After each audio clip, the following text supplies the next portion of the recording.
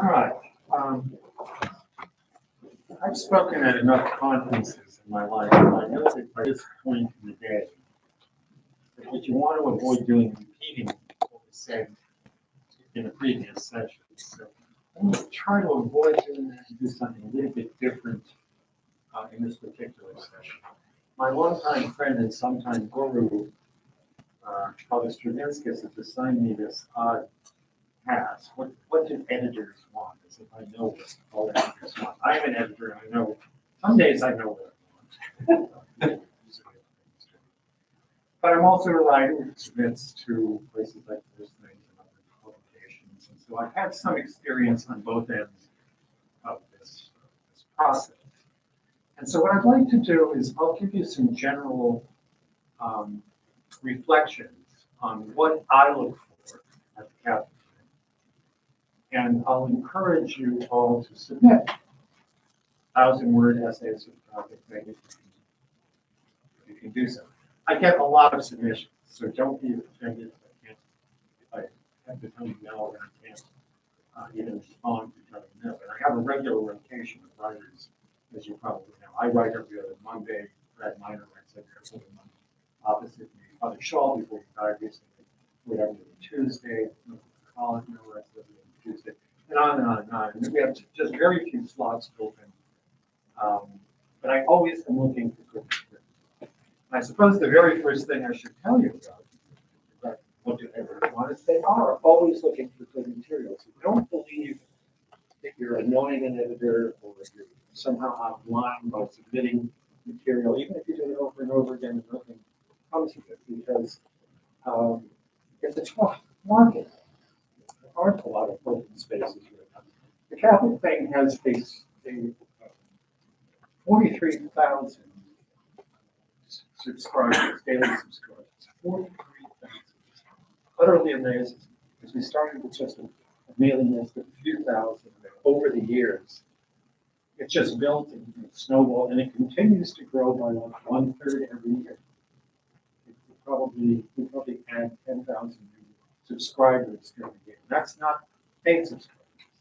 Like you can subscribe for free and receive it in your mailbox every day. And as I look around, I say to myself, this is wonderful. Even though some days I don't know if we're doing everything that we could be doing. But what if there were 10 for Catholics? Or what if there were 100, 1,000? And instead of 43,000, we had 430,000, 4.3 million, 43 million leaders who are actually engaged in this kind of Catholic material who change the face of the earth. So ultimately, as an editor, that's what I'd like to see happen. I'm perfectly happy that another 100,000 flowers bloom around us. We've been very successful and very fortunate in that regard. But we're all in this. I mean, don't think of an editor as a kind of adversary. Editors want you to be submitting good material. It's the first thing to know and keep at it until you're successful. Now, let me just say, it's an odd thing to be an editor. Everybody needs an editor. Brad Miner. Brad used to be the literary editor of National Review, and William Buckley was there. He's been doing this even longer than I have. But everybody needs another pair of eyes, because we all have blind spots. We all have moments of intermittent attention, so to speak. And so it's good to have somebody else you trust look over the material that you've worked on. And it can be a great help. It can be a process that actually helps you to listen. There's an old French, it's French being the French, there's an old French joke. Je méditerai, tu méditeras. I will meditate and you're going to edit. French, of course, are always inspired by the news. So you use the editors and try to change the material. But it's good. It's good to do. It's good. If you find a good editor and you find a good place to publish, you'll be one of the fortunate mortals.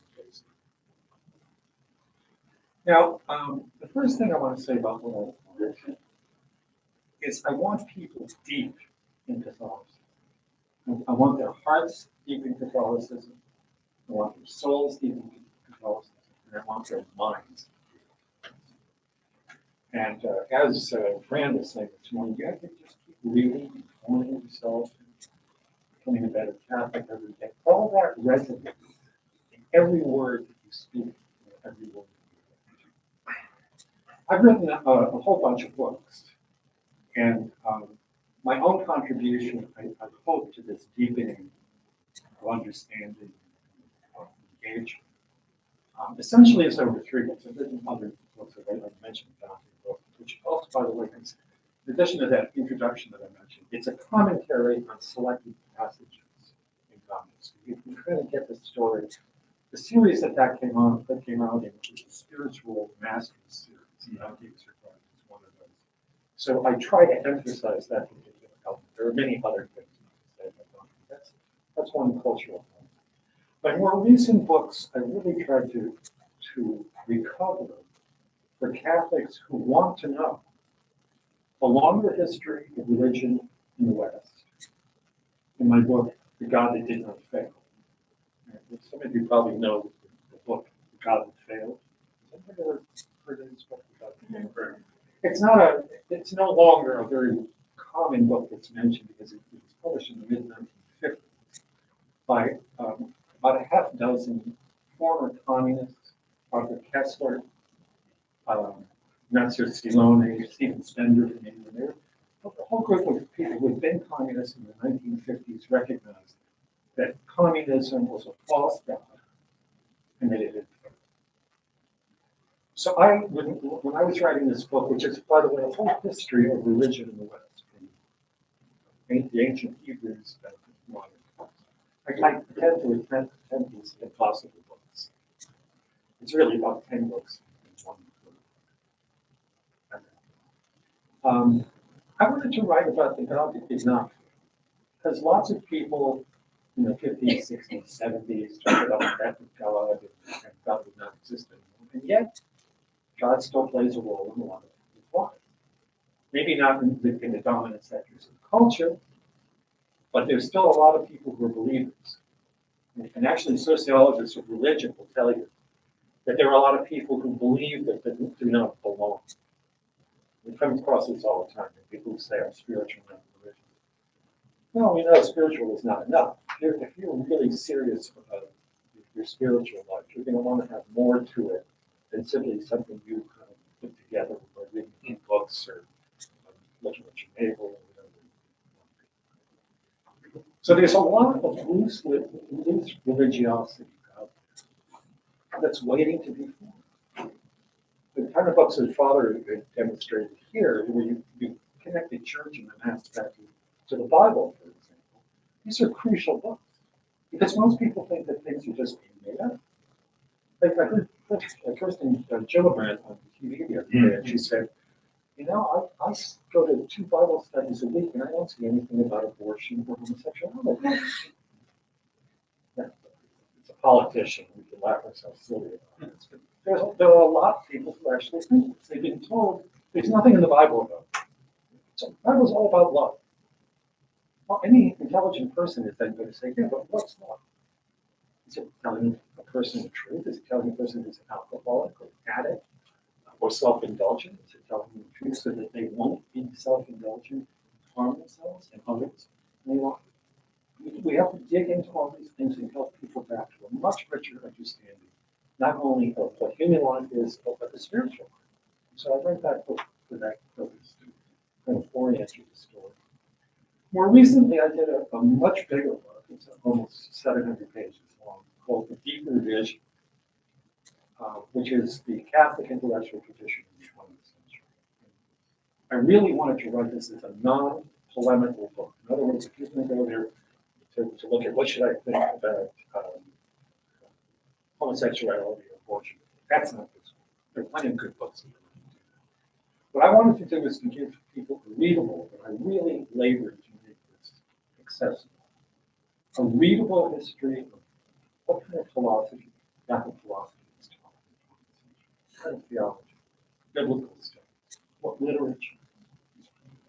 It's a tremendous wealth of material that nobody knows about, even Catholic colleges and universities.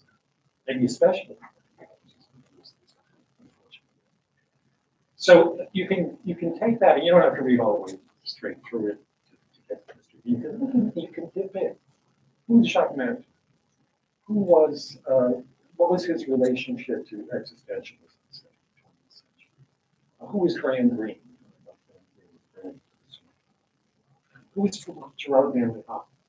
I actually wanted to call my book Deep Down Things. There's a poem of Hopkins, and it lives the dearest freshness deep down things. And it's then up to Ignatius, and they say, no, poetic titles never work. So they made me call it Deep Revision. But, yeah.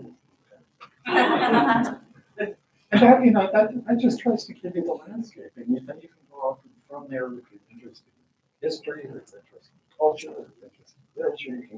You can look at the bibliographies and the notes and the pictures of writing. We must ourselves first recover that depth of attachment to our tradition, because it is, it's kind of a Chestertonian joke. There's some things that are so big you can't see, and the Catholic intellectual tradition is so rich. You can spend your whole life reading Augustine, Aquinas, Bonaventure, Jerome. There's so much to it. It says so much about human life that not even a single lifetime is enough to begin to appropriate. We need to work it because it formed us, and it will help us get through whatever problems. And I'm working on a third book, which is sort of the last of a trilogy right now, on the American Catholic Church, which is also quite fascinating. If you only know the Catholic Church at kind of a popular level, you know, say, Shane. I mentioned last night how much Shane worked at all those speeches, those TV appearances, those books that he wrote were just utterly fab. There was a man who immersed himself with great energy into our tradition, but there are many, many others as well. I think of Thomas Murphy, Dorothy Day, Ralph, my friend, Lee friend, Ralph Mack, Michael Bell. There's an enormous fertility of American Catholicism. You won't be familiar with unless somebody takes you by the hand and gets to lead you through this. And so I'm hoping that will kind of complete one swath of my work that's quite important. And I mention this not to advertise my books, but to say that for me, I mean, I've worked, in addition to all the other things I did, I've worked at these books specifically because I think I want to see writers who have that kind of, they have those notes that they can play. That they know, even if you're not a philosopher, you know that there are people who have worked on philosophical questions, theological questions, who have answers to certain things that come up almost every day in our culture these days. And that they're reliable. That they're faithful to the church. That we can go to them because they are our brothers and sisters who've actually they've already confronted similar difficulties. So these are great contemporary brothers and sisters. Now, all that is just as the deep background for what I as an editor want. And I think you'll find many editors feel the same way. They love the fact that someone seems to have almost unconscious a kind of a Catholic sensibility, as well as certain Catholic references. And you can only acquire that if you stay at it for a long time. You know, there's a saying that if you want to become an expert or a virtuoso in any field, you're supposed to devote 10,000 hours to do it. In other words, if you want to become a professional violinist or a professional piano player, you've got to practice for at least 10,000 hours just to begin. So you think about it. If you practice 8 hours a day, 365 days a year, that's about 3,000 hours. That's assuming you can find pianists that do that. And so you're looking at 3 or 4 years of really dedicated work to become really a top-notch professional writer, speaker, painter, musician, businessman, whatever it is. It takes work because human beings have to grow into these capabilities. We aren't born with very few of our most born at 6 years old, you're able to write things like that. Most of us have just those 10,000 hours. So I wouldn't be discouraged. As I said last time, don't be discouraged if you find it's hard to write. Don't be discouraged if it takes you a while to publish. Because it's worth doing.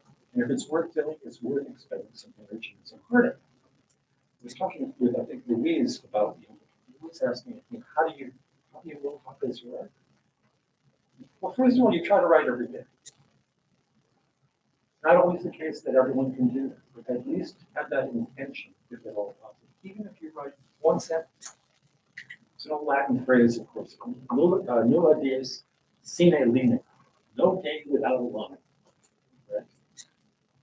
If you write every day, it's like anything else you do every single day. It becomes habitual. And if you develop the habit of being a writer, you're going to find it's a lot easier to write those 500 or 1,000 words. I like to do 1,000 words a day. I take several hours to do that. And that's even before you've done reading the other things that you need to do is background. To pick something you can do to begin with, something that you can do on a regular basis, just the way if you were going to be a piano player, you would play the C scale at the beginning, right? You play chopsticks. But you play something every day and try to get better at it every day. And every will actually see that. The other day, a couple weeks ago, I was up in New York here, and I was at a birthday dinner with Father Rutler, who I'm sure is known to. So I went over to his parish. This was Saturday night. I went over to his parish on Sunday, and we were comparing notes. We're both piano players, and he told me that he's begun to play the violin. Father Rutler is 75, but he's supposed to 75. And I said, how's that going? I think he's trying to imitate Newman. Yeah. By the way, Newman played second fiddle in the school band at the oratory. Second fiddle. He was a very good violinist. Anyway, so I said to Father Rutler, I said, "Well, hey, that's an interesting thing to start with." He says, "Yes, but I'm having trouble with my teacher." He said, "Korean." I said, "Yeah, the other day, June, you must be severe with me, otherwise I won't make progress." Asked Father Rutler to play something, and plays. He's a very respectful Korean. He doesn't want to criticize the priest and prominent priest. He turns to him and says to June, "Hey, June, how was that?" He said, "Well, you hold your role like Yasha Khan. It don't sound like that." So learn to hold your bone and learn to. I think it's good. Okay. Let me say this. Writing is not the uniform activity. When you're writing about mice and men, it's one thing. When you're writing a very colorful, fictional, it's another thing. When you're writing history, it's another. When you're writing about a moral issue, it's yet another. It takes different types of chops, just as it takes different chops to play classical music and jazz and country music. And those specific chops have to be developed as well. So know who your audience is, know who you're going to be writing for, and recognize that there is going to be a kind of language and a kind of a style that has already been developed. And you don't follow it slavishly, but you do have to follow models to begin with. You have to educate models and learn to go beyond them. And I'll say again, take advice from the editor. And be bold and severe. Some people I have edited, I won't mention their names because they're still alive, but I will mention one who's not in the long run. Like Cardinal George and I used to work together on the books that he published toward the end of his life. Some of them were based on lectures he did or essays that he'd written or others that some of us had ghosted before. And I would go out to Chicago and I'd sit in residence with him in the evenings as he'd finish all his work during the day. And I'd send him over a chapter. And I'd say, look, this is too long. Good work. Get this. Qualify this. He's one of these fertile minds. He's just really very intelligent, very energetic. And I would tell him, you know, cut this page down. I'm not going to go paragraphs. And it'd come back and be 5 pages long. Because it just keep getting longer and longer. The people at Ignatius, like, once I asked Ignatius published my last book. It's like to edit Michael O'Brien. Because, you know, O'Brien's got these books that they say, you know, tell him to put 200 pages back, and he says 400 pages. Most of the time, it's worthwhile paying attention to an editor because they know what people are going to be able to read and what they're not going to be able to read. And that is actually the key. The key is that you're writing not to gratify your own ego. You may be doing it partly. Right? But you're writing so that you can communicate something to someone else, change something in the world, make an argument that will make anyone better or bring people closer to God. These are all different goals of life. Right? And so you need somebody to kind of keep you on track because other things begin to come into it. I always counsel younger writers, don't try to say everything. But I was just telling this young lady that it's like a battering baseball. You know, you may strike out, but you get to bat again, even in the same game. Right? I mean, if you hit every time you were up, you bat 1,000. You get something that's never been seen in history. So what you do is you identify a topic and stay with that, and don't try to say too much. Dan was saying earlier, the simplest things, the strongest things, can be the most powerful things that you actually write. But as you get older and better at these things, you know, it's like going from chopsticks to playing Beethoven. Yes, of course, you move out into more and more stuff. You know how to modulate all that in ways that people get. So, if I can just put this in one phrase, what you want to do is become as professional as possible. The very first thing that I like when I get a piece of writing from somebody that I haven't worked with before is I can tell, even if the piece doesn't work entirely, I can tell whether that person is a real writer, a real professional writer, somebody who's worked at it, and maybe just work on that one piece, to get that one piece to where it needs to be. But that is professional. If I have to start editing a lot, you know, I hope that means as well. But I can tell the minute I get a piece of it, I read the first paragraph. So I'm going to tell you about 2 types of writing that I will consider publishing. This may help some of you as you're starting to think through yourself. And then we can get, I know some of you have questions about how do I do this? And I can't anticipate that, and I want to bring that out for you. You ask me in that particular circumstance how you get to professionally published. There are 2 types of writing that aren't perfect, that aren't professional, that I will engage with. First one is people who can write but don't know what they want to write about. This happens more often than you think because if you've had a fairly good education, you can put sentences together, you can do paragraphs, but you don't necessarily have any overarching thing. Now, we were talking about the other night, Mark Bowenline was talking about he gets articles from people writing about things they don't know anything about. And they think that they've got the best opinion on some subject. That is something that I can tell you is a big problem for most editors these days. Because there's so much material bubbling around the internet. You can get online, you can read the day that it comes out, you can read a document from Rome or from Moscow or Latin America. All this stuff is out there and we all engage in. But it's rare, almost doesn't even happen.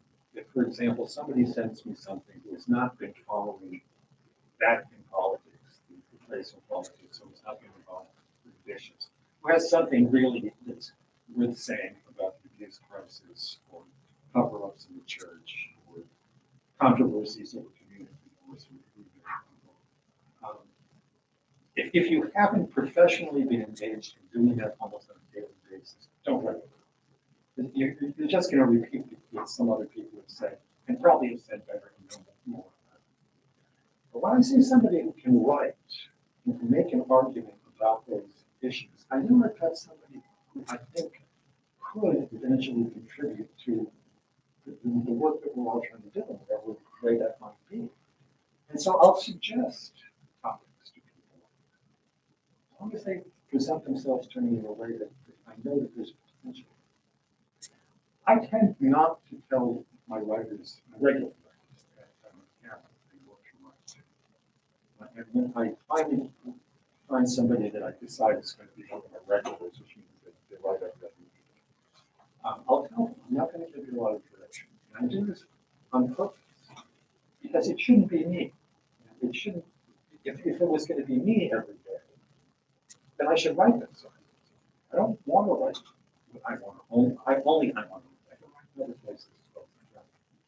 But I want to know is, what are you in your particular lives reacting to that really moves you to say, I need to tell people something. It's some of the absolute best writing that I get in. Comes exactly like that. We had a piece up today by a woman who just started writing. Her name is Elizabeth Mitchell. She was excellent. Yeah, she teaches fifth grade in Wisconsin, like a Catholic academy. And it's called Wanted, the Good Guys. And it's just this very affirmative thing. She talks about how her kids in fifth grade want to know in the story who are the good guys and good guys.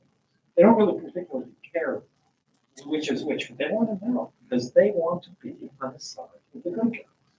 And it's brilliant the way she interweaves this with Thomas More, John Paul II, all sorts of people, actual people who lived in history, who've been the good guys, and that we want to tell people. It's just a beautifully done piece. She wrote a piece for us. The only other piece she has written for us before was a piece on the Dubia. And this really surprised me because, as I said, unless you do this on a daily basis, you don't really know what that in politics that the last photo is lived in our hearts and heads on a daily basis. She wrote a piece about the Dubia and how it was that Benedict XVI had answered the Dubia in his letter that he wrote, public letter he wrote 2 weeks ago. It's brilliant. She would take passages and put it under each of the Dubia. You along with the Dubia? Yes. There are a series of questions that I think 5 cardinals put to Pope Francis about what is the meaning of Morris Letizia, the document on marriage and family and whatnot. And there's some confusion, so and these doubts, dubia. She, just by sheer dint of intelligence, she's got a PhD from Santa Croce in Rome. But sheer dint of intelligence, she actually came up with a great rare intelligence.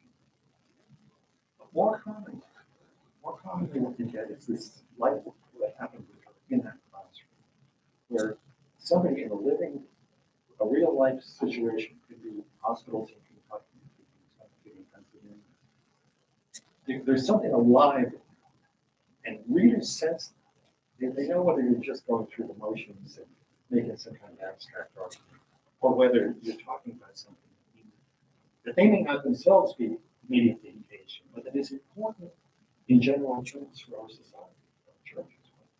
So I will actually work with people who I find they have capabilities as writers that don't necessarily know subject matter yet.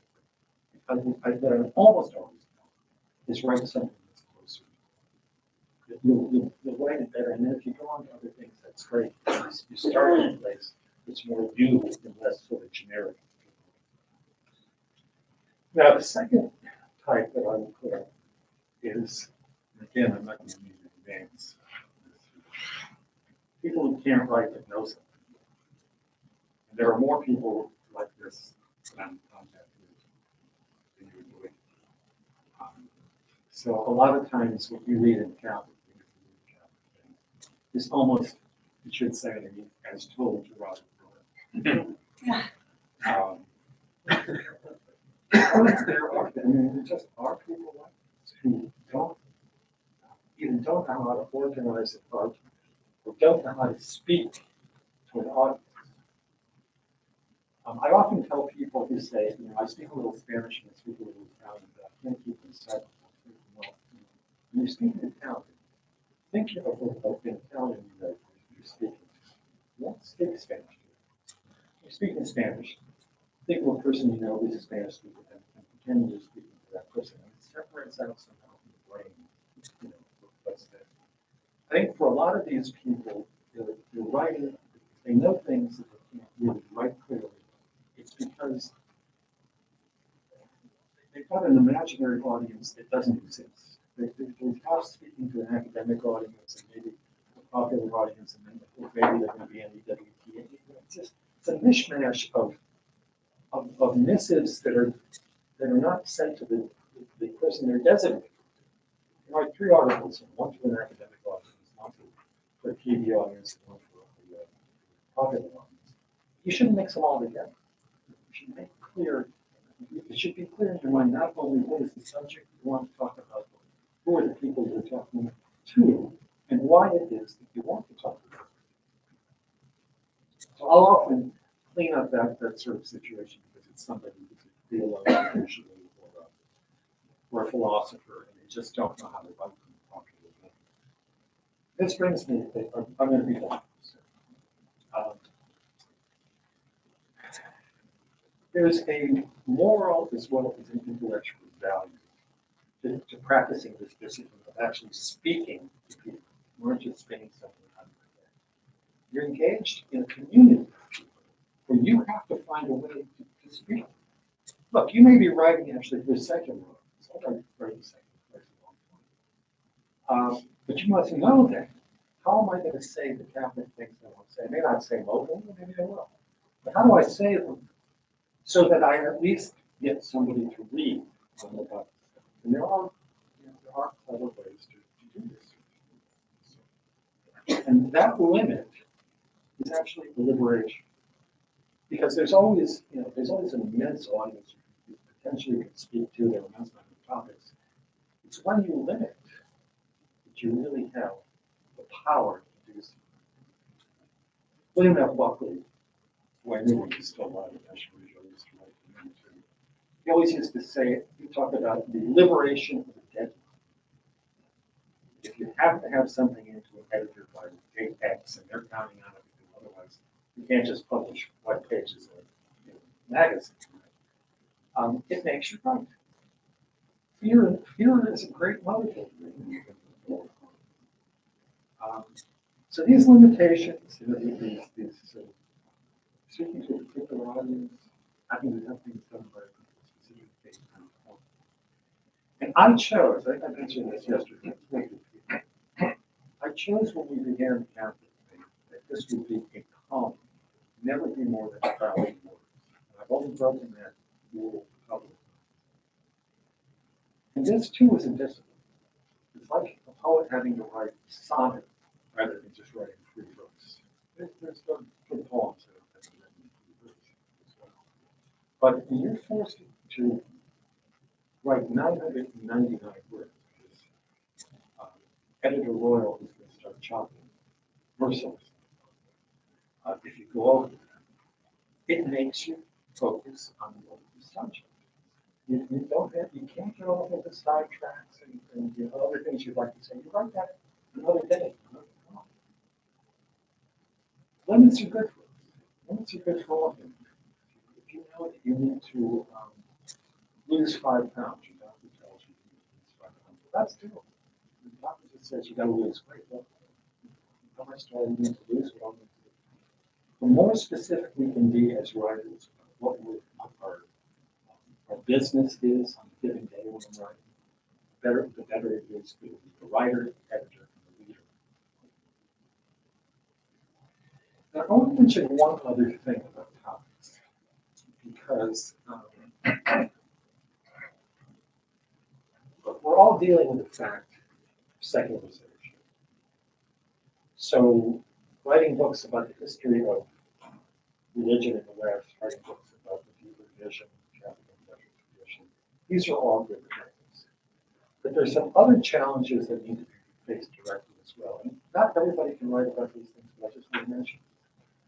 Bishop Robert Barron often talks about it. He knows young people because they do surveys. He works with a lot of them. Most young people believe that the smart people in the culture have decided that God doesn't exist. So we've got to find a way to be as smart and sophisticated as others in the culture, and yet show that at least belief is not irrational. You can't prove that God exists. The point is that you can't prove that Jesus is God. You can certainly get people to the point where they can consider such a thing. But you have to get them around the commanding heights of the culture. The universities, television, Hollywood, newspapers are all against us on these things. Therefore, we've got to be kind of a fifth column. We've got to find ways around those block points in the culture. One of the specific things that Barron talks about, Bishop Barron talks about, is science. Lots of people think that science somehow proves that God doesn't exist. I started my life in university as a physics student, and I've always had an interest in science. It always has seemed to me incredibly dumb to think that science somehow has anything to say whatever about God or God. It's not the subject matter. It's like saying that biologists know something about, I don't know, cricket. They don't know anything about the subject. It's an entirely different field. But we need to have that in the back of our minds. That science and some other elements in culture are things that we need to learn about. If only to be able to say, well, look, that's fine. It's good that people have studied part of it. It's good that people understand that species have evolved throughout time. But this has nothing to do with the existence of God, meaning in the world. Too many people are walking around thinking that science has exploded the entire idea that the world has a meaning, human life has a meaning. And we're the ones who know that that's not true. In the beginning, God created everything. Pope Benedict, Pope as Joseph Ratzinger has always said over and over again, we can't say that meaning and truth and rationality emerged late with the appearance of humanity. Because if that's the case, it really isn't. It's just a kind of material evolution. You have to be there at the beginning. If it wasn't there at the beginning, it's never. It's going to be materialism all over. And it's gotten to the point that certain scientists and philosophers have now recognized that strict materialism makes their own disciplines incoherent. How do you even know? How does it, if you just have a bunch of atoms moving around in the brain and chemical exchanges in your skull, how does that knowing, how does that love, how does that do anything meaningful? There's a whole dimension of the human person that's dropped out of our culture, and that we need to help be recovered, because otherwise it's going to continue the way it's gone. So anyway, I mentioned that at the end because I think that we need to branch out our subject matter as well, not just stick to the usual things we do. Medical ethics is good, public policy questions are good, abortion are good topics that we go after. There's a big cultural hole. We mentioned Hemingway a number of times as a great writer. Hemingway was actually a serious Catholic. I just finished a chapter on him. Of course, his life got messy.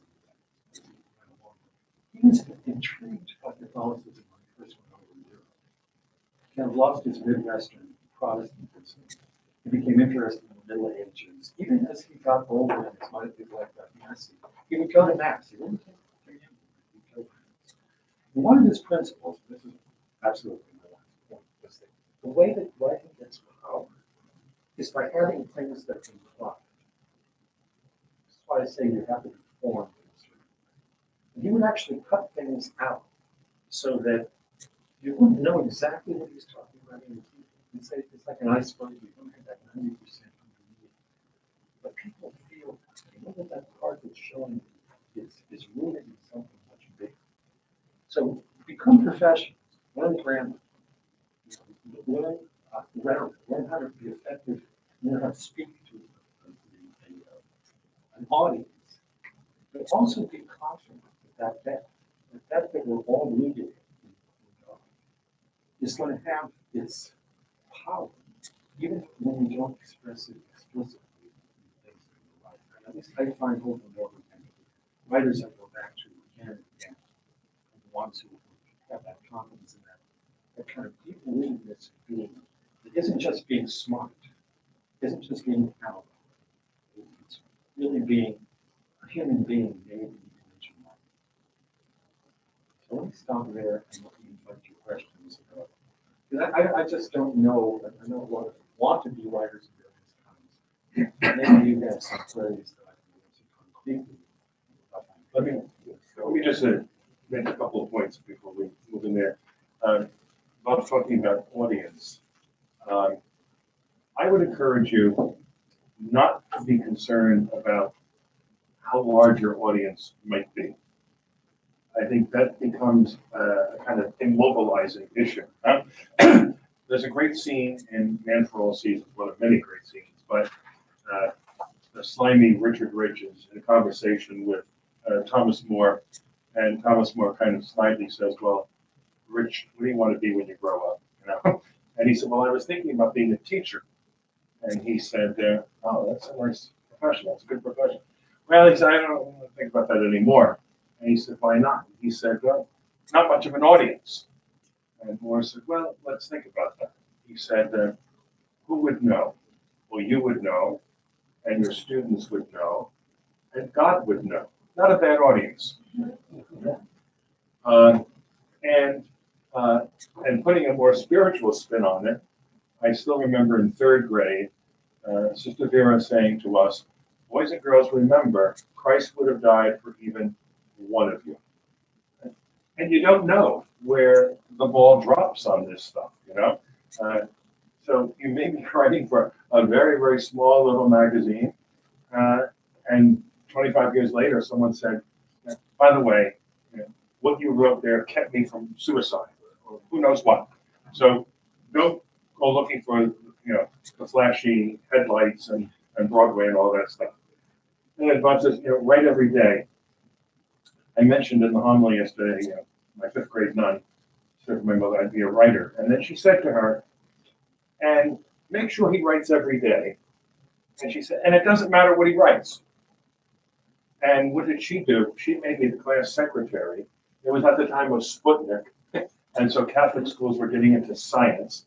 And I had to write to, you know, Berkey the seeds to get seeds to put into the classroom and write for prescriptions and all kinds of things. And she said, just keep writing. That's all, right. And then he said, you know, don't say too much. I learned this at a homiletic level at a very painful moment. My first summer as a priest happened to be, the lectionary cycle was John 6. And I read, you know, the next Sunday was going to be John 6. And I said, Eucharist, this is wonderful. So I spoke about transubstantiation, Eucharist as sacrifice and sacrament and state of grace and everything. It was a great homily and, you know, in a few pages. And then that Sunday night, I looked at the lectionary for the next Sunday. It was John 6 again. And the next week was John 6. And I said, I shot my wad the whole first week, right? So, you know, look ahead. Huh? And again, when I've guided dissertations, I've said, better to say a little less than too much.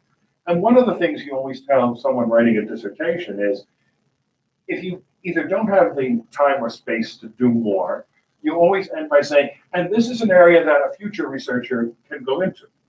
It's a nice little way to get out of a jam. But, you know, leave room, and better for people to say, I could have sat and read that a lot more than to say, I fell asleep after the first page, right? And then the whole question about the contemporary presumption that if you're a person of faith, you must be an idiot, okay? I arrived here at Seton Hall in 1968 in the midst of all of the campus unrest that was going on all around the country. And one of the presumptions at the time was if you are a person of faith, you must be a moron. But no one could have said that on this campus. Why? There were 72 priests on the faculty of the university. Every dean of every school, every department chairman was a priest with an earned degree in that field. So the chairman of the chemistry department, for example, was Father Ciliano, who was also a concert organist. And so people here may have had lots of things to say about people of faith, but they couldn't have said that we were idiots, right? And I think, again, talking about the Catholic intellectual tradition, we have nothing to apologize for, right?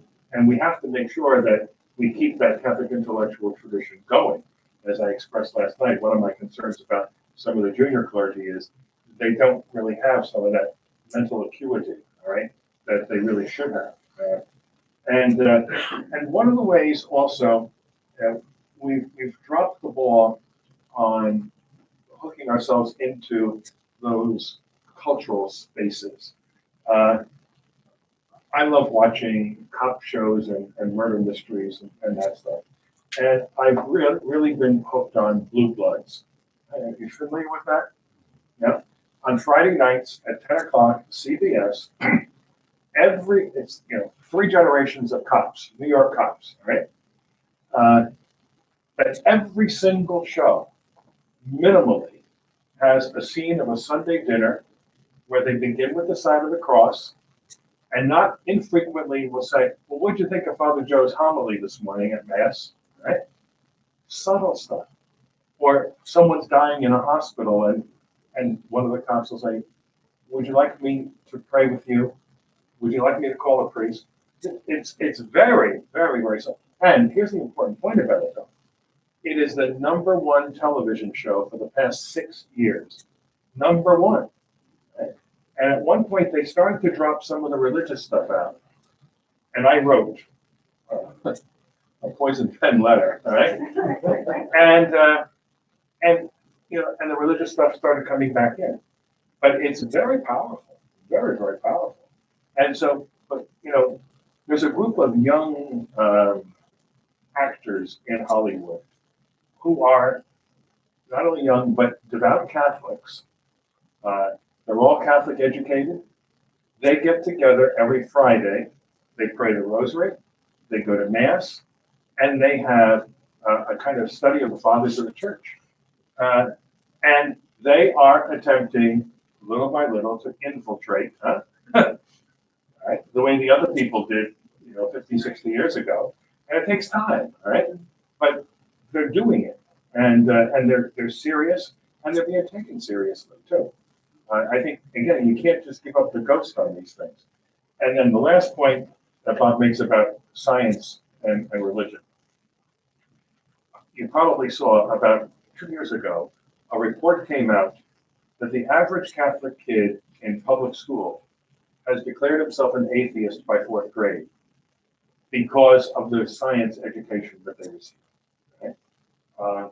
And one of the sessions of our Priest Institute next month on Catholic schools is a sister who teaches at Holy Family Academy in Baltic, Connecticut. This is a phenomenal woman. She has advanced degrees in theology, English literature, and science. And she's going to do a whole workshop on how religion and science work together, for heaven's sake. That some of the most important scientists in history not only were Catholics, but priests, and we have to dispel that myth. A cute little story. I don't know if it'll be with you, but my boss is a nuclear physicist, and he's Catholic, but doesn't practice. And we would have religious arguments, and of course, would always kind of fall on deaf ears. But he knows I'm religious, and he likes to tweak my Catholic nose because I'm a little too cheerful for his liking. And one day he came out with a smarmy smile, and he said, Christine, I think God is like this energy that permeates the universe. And I didn't even have to think about it. I said, well, Jerry, that's impossible because you can't have energy without time. And his face went from smarmy to thoughtful, and his jaw dropped, and he lurched back in shock. Because I was thinking Book of Genesis, there's nothing. Time had a beginning, and without a begin, before that there wasn't energy or anything. He was thinking E equals mc squared, because c squared is speed of light over time. And that did me more good, I think, than any theological argument I ever made. So, yeah, science is important. Well, you must have heard the story about Louis Pasteur on the train going Yes. to Lourdes, okay? And John Paul, I think, made a tremendous contribution in this regard, although Pius XII really started the ball rolling. Pius XII was kind of a self-made scientist. He loved to study science, and a lot of the stuff on the beginning of bioethics, we were talking about end-of-life things earlier. He's the one that comes up with these guidelines about extraordinary means and so forth. I mean, he understood a lot of this stuff. But John Paul, clearly made the thing that the church is not the enemy of science, and science ought not to perceive us as the enemy, and that science without the ethical moral dimension, we see the results of that in the Nazi camps and all the rest of it. Well, science is, I don't know if anybody started with an article, I was also about a year ago. That the DNA studies was very, voting to the scientists. But there was a first, only back 133,000 years ago. Why? And but they said it's thought to be a father. I don't have to be a scientist. And then now they've done it. So that we actually had whether it was biblical anatomy or not, there is an anatomy that we are all in this world. Well, and just logically speaking, it has to be the first human being. Right. I mean, But even if you accept it, the monkeys kept getting closer and closer, although sometimes it looks like they entirely disappear. Are you talking about the study that, it was a Swedish guy and a guy at the University of Rochester, is that yeah, what I it's think it called? was a multi. And he said that 9 out of 10 species, genetically speaking, through the natural linear line, originated 200,000 years ago. And he said that the species, he said if it's like an individual animal is a star and species are galaxies because they're separated. There's not this spray that you'd expect. And he said he fought against this conclusion as hard as he could, but why? Shouldn't he fight against any conclusion if he's doing pure science and not, philosophy? And he kind of alluded that, there might be, they said there's a bottleneck in humanity. There might be two people.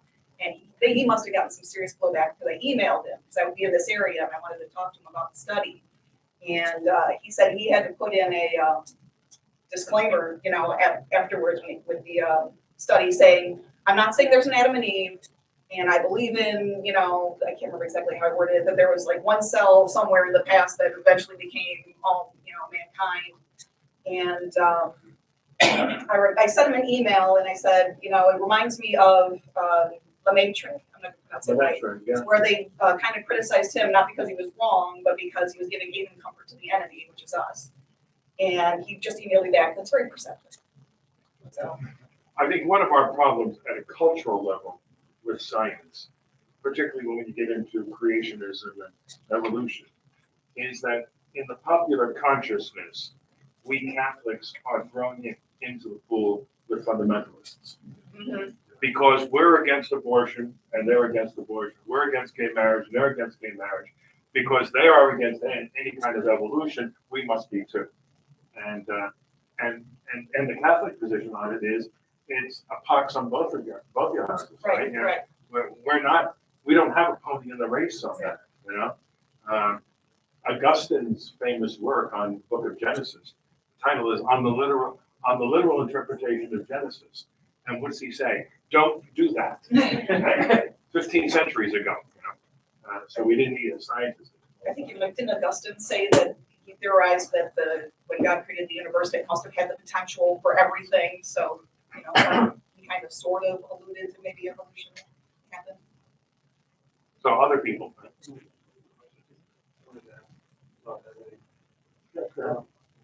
How do you find, when there's a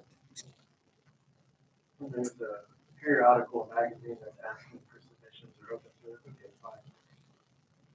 But how do you just like Google editors, how do you find it?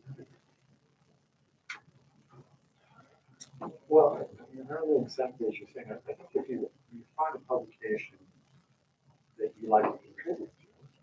Are you talking about a book? I mean, like for fiction, not that. Well, I mean, in that case, you need to go to an acquisition manager or somebody who's going to be an agent for you. Brad Miner's wife, she's been working in New York City for many years. So the novels, they look at novels. There is a book of agents, and they go like, types of books they're looking for. And that's what I'm doing with I'm writing. To work with someone that makes it Other question, Joe, you were here, for the audience, I'm gonna write, let's say, or submit something to the traffic family, and I know I'm not writing for EWTN, I still have, sort of like, I don't have a specific picture of the audience in mind. How do we target in on the audience so that our writing is not all over the place? Well, look, I talk about an audience a lot because it helps stabilize what you do as your writer. You don't let an audience dictate to you either. You're writing for an audience sometimes to affirm what they already know. There's a lot of people, and I got emails today from people saying, thank you for being there. It reminds our family we're not crazy. I get that email a lot. But sometimes you want to move the audience in a different direction. For example, I write every now and then telling people, don't be so cynical. And don't say everybody in the church is corrupt, all the bishops in the church are corrupt. Don't say the Pope is evil, he's an evil man.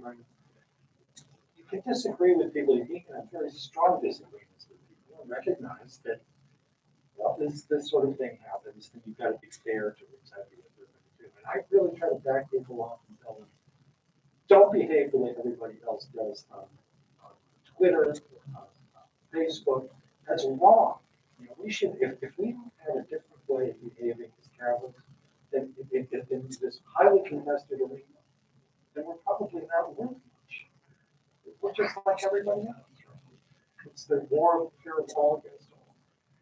But look, you get a general sense of the publication by who publishes there, what kind of reactions you see to these top boxes and things like that. If you read the first things, there's things that's not Catholic as they're saying every day. There's a general Catholicity to it. Jewish writers who write are respectful toward Catholics, Catholics are respectful toward Jews. There's some Protestant writers who are there.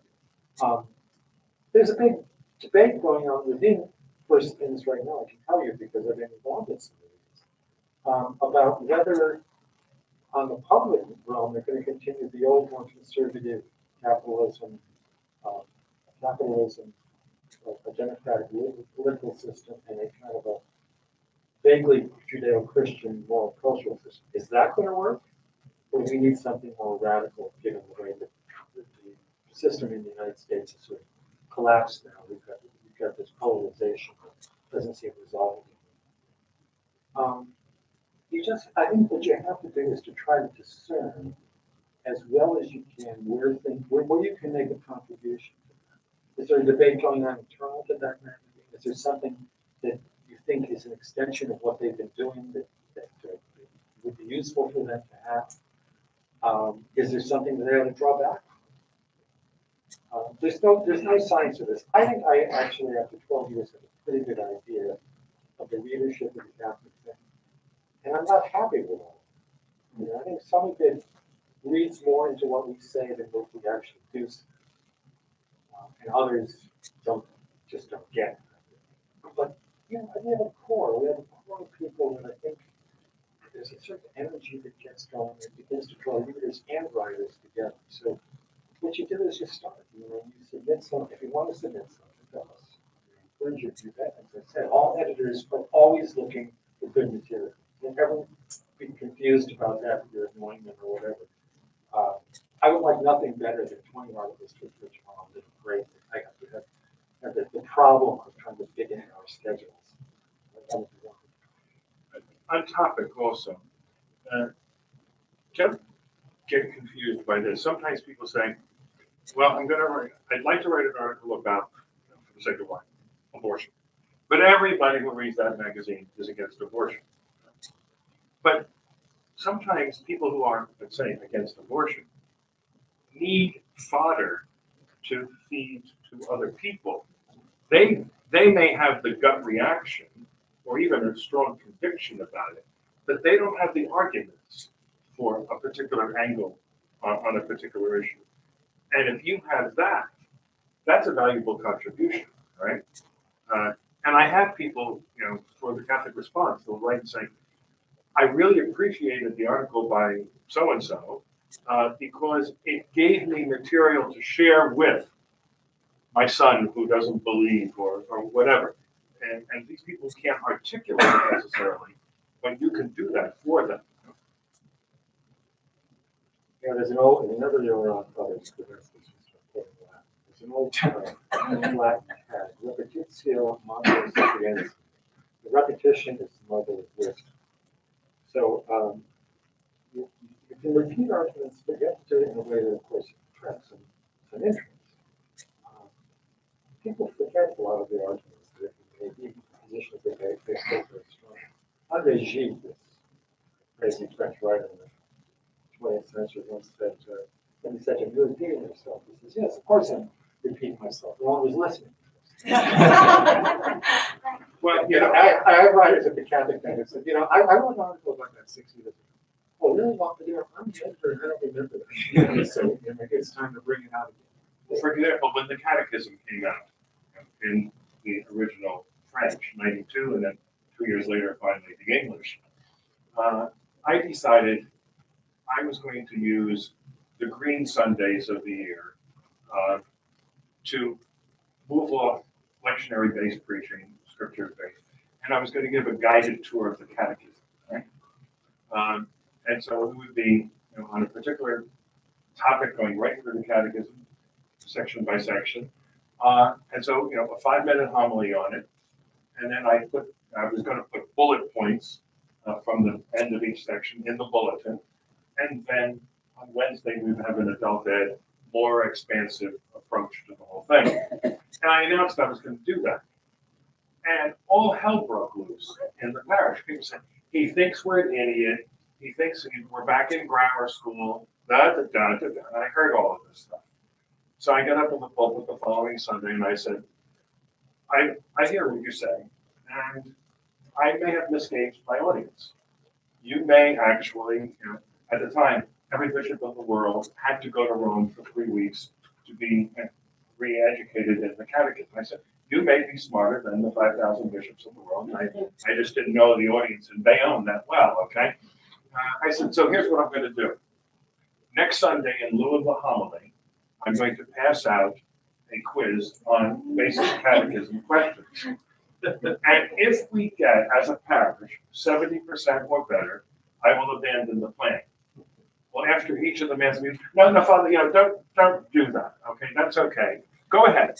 But after we started, people who even had had a good Catholic education said, I forgot that, or maybe I wasn't paying attention, and sometimes someone says something and it doesn't hit me right at that time, but it hits me in a different way 20 years later. So simply because it's been said doesn't necessarily mean it's been heard, let alone internalized.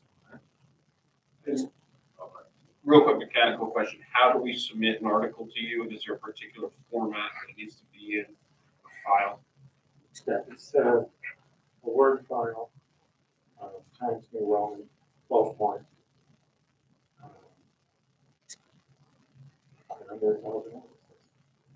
It's on the website. Or we submit it? Well, no, you just submit it to info@influence.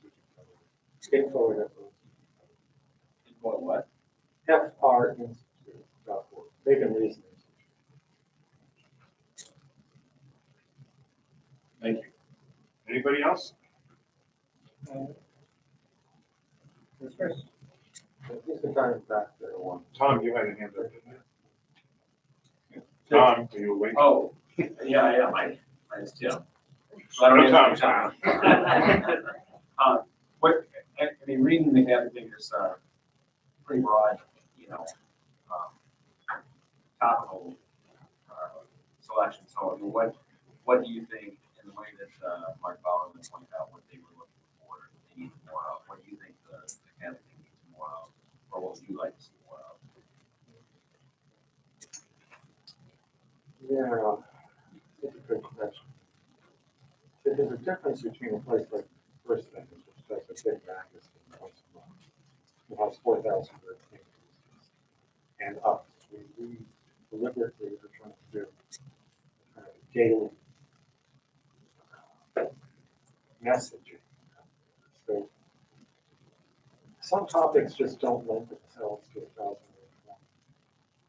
form. If you're really the practice writer, you can write anything. My first boss in Washington told me this: you can write anything you write in an 800-page book in an 800-word article. And it's true. If a really talented writer can kind of make an argument in short compass. But I suppose we could do a little bit more that's not on immediate church controversies or the immediate political context or the usual topics of homosexuality, abortion, things like that. I don't know if that would be it. I just said to a guy the other day who's been a long time friend of the lab. He's retired and he's reading John of Salisbury.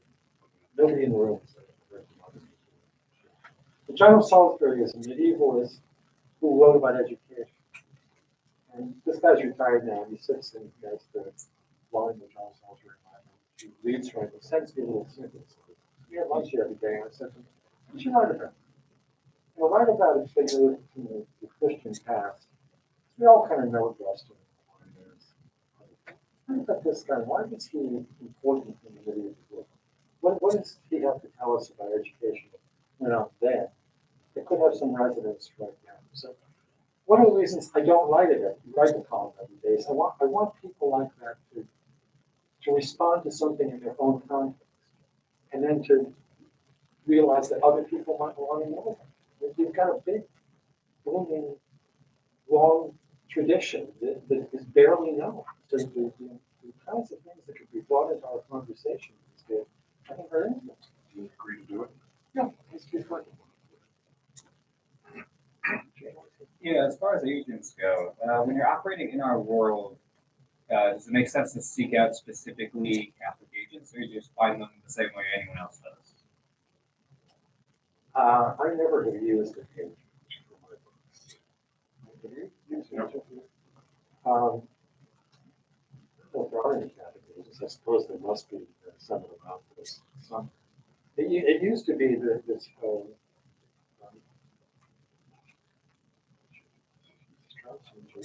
Oh, yes, Strauss and Giroux or something. they used to be sort of the Catholic imprint in New York. Now, once you get outside of Ignatius, Harper Collins does some religious books, Encounter here in New York does some religious books. But the market for those has gotten extremely narrow. If you're writing Orthodox Catholics, pretty much the ones that I mentioned. It's for our Strauss. That's right. Robert Giroux was a friend of Thomas Burke. I understand back in the 60s, 70s, you didn't need an agent. That was sort of optional, but now the way the industry is, it's very much necessary. But if you're writing on Catholic themes, chances that a secular publisher, and again, as much as particularly if it's Orthodox Catholicism, the general run-of-the-mill secular publisher is not going to be interested. I mean, there are evangelical publishers like Thurston's who are interested in that series. There are a couple of others, but the books in general are going away. The American Library Association has statistics about this. Magazines and newspapers are in trouble. The print culture that once existed in the world is doesn't go away, but I think. I think it's gonna return. It's gonna be, but it's gonna be reduced for a while. I think because people who are serious about reading serious things really do want something in their hand, I think. I read on my Kindle a lot. There are people who tell me, I've got all kinds of books on here. I think there are people who tell me that when they read on the Kindle, it's like, place one ear and not the other, not doing anything. If that's the case, you shouldn't do it. But it's a tool. If you can do that, then it's fine. For a lot of books, I will buy in paper because I want to be able to mark them up in a way that people Kindle.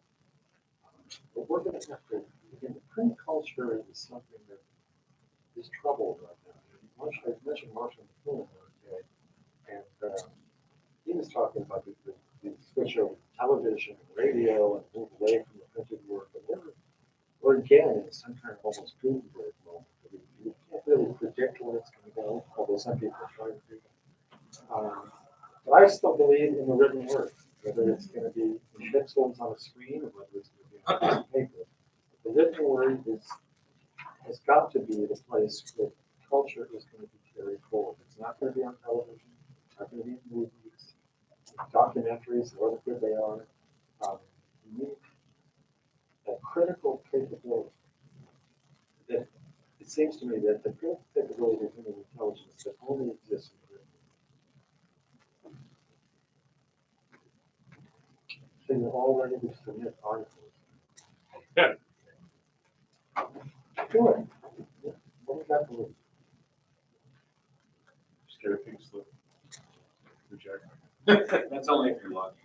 That's right. Yeah, and let me The best say, days are when you get an actual. let me say, I have to apologize to some people who submit because at times I can't even keep up with other people know. I just have to let them know otherwise. I don't understand. All right, well, let us assemble in the chapel at 10 to 5 for Vespers. And we're now at the Vigil of Pentecost.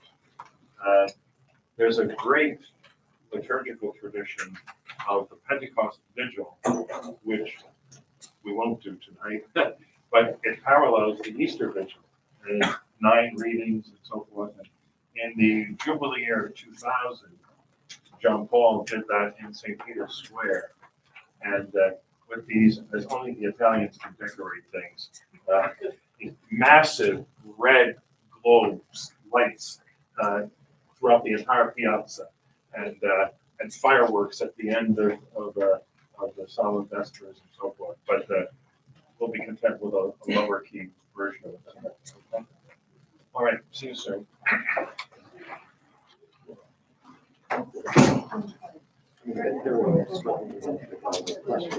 Yeah, sure.